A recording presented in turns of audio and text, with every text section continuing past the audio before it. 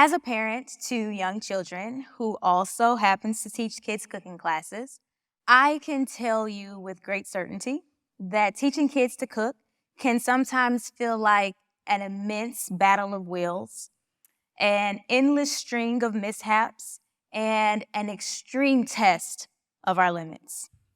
But it doesn't have to. Take one example. How do you teach a kid to crack an egg?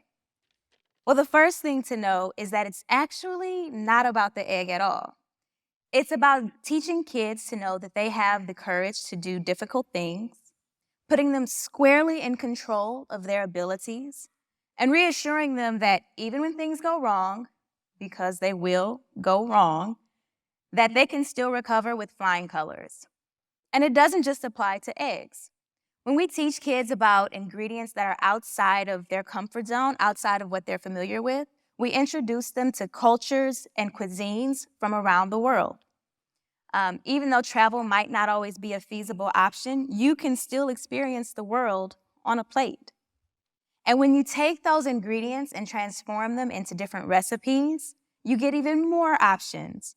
Yet you're a child who says they can't stand a particular vegetable or a particular fruit. Maybe they just haven't had it prepared in the way that they like. There are millions of ingredients and millions of recipes, and the beauty is we have the freedom and ability to try them all.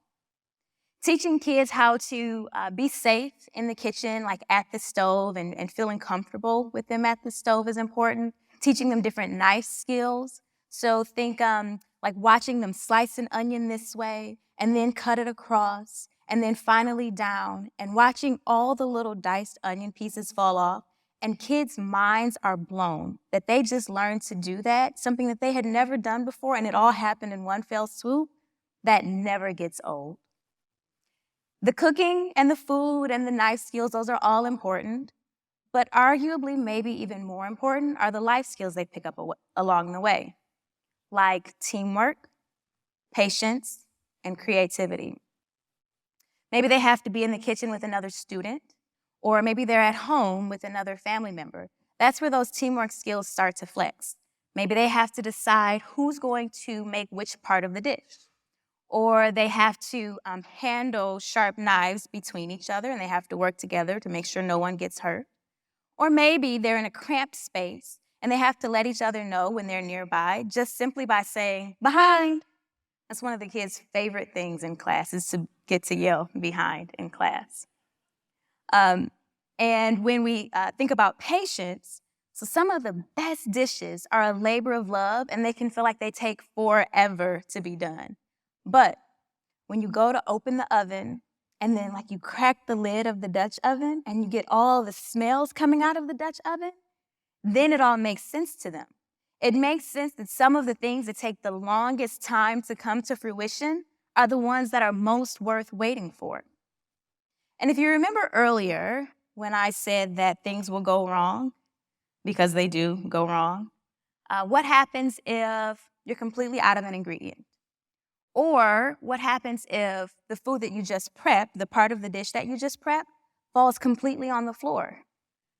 What do you do then? Or what if you misread the measurements in the recipe, especially if you're baking? What do? That's an opportunity for the kids to flex their creative muscles and try to come up with a good solution. And we know it won't always be perfect, and that's okay. But the idea is in the exercise that they are flexing those creative muscles, and a lot of times they surprise even themselves with what they're able to come up with.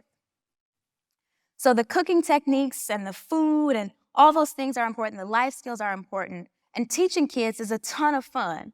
But I think I'm also glad to do this type of work because I believe it serves a greater purpose. Studies show that in heterosexual relationships where there are no children involved, women handle meal prep 75% of the time. When kids are added to that equation, the number actually goes up to 80%. While there's a ton of work to be done with the division of household labor, I take solace in the fact that we are doing this work and that we can bring along young girls and boys into the kitchen at the same rate and give them the same type of instruction. Everyone should be able to shop for and prepare meals for themselves and their families. With the disappearance of home economics and vocational technical instruction, especially out of schools now, I believe it's up to us to take that charge and carry the torch forward. At home, that might mean bringing children into the kitchen to help with this task or that, to stir, shake, mash, mix.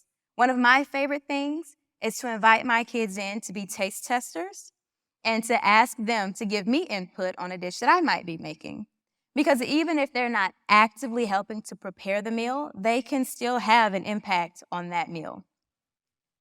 We can also help kids have a good relationship with food right from the start. So part of that means knowing the difference between whole foods and processed foods and being able to make educated decisions about them. I know what kind of fast-paced world we live in, and we can't always eat directly from the garden. I understand that, but it is good to be able to have an understanding of both so that we can make educated decisions. Long term, that means that we might start to improve health outcomes for diseases like hypertension, diabetes, and even cancer. So back to our egg. Why the egg? Well, it's kind of a perfect lesson. Eggs are everywhere, for one. They show up in cultures around the world, from potato salad to huevos rancheros to egg drop soup. They're everywhere. Everyone's familiar with them. Secondly, they are easy to recover from, right? So if you make a mistake, it's a short feedback loop. Remember earlier I talked about baking? Well, with baking, you put everything into the bowl, mix it all up, put it into the oven, and then you kind of cross your fingers and hope that your yeast was still good. You hope that, you did all the things right. But it's a long feedback loop, and you don't find out if things worked out until the very, very end. But simply cracking an egg, you know right away whether or not some shell got into the bowl. So short feedback loops are good for the kids because they know right away how to fix their mistake. If they made a mistake, no big deal, we can recover. So if we were in class, the way we teach kids to crack the eggs, I would say to you, look at the egg. First, just look at it. It's shaped like an oval, yes, but it also has a tip at the top. We're going to make sure that's pointing up. Find a hard, flat surface, and instead of cracking it on the side of the bowl and letting the shell get into the egg, instead, we're going to crack it here and look for a little dimple. When we see that dimple, we're going to pull our hands apart. So in class, we like to use little mnemonic devices. We'd say something like, tip to the top, tap until you hear a snap, thumbs apart, and that's a good start. Thank you.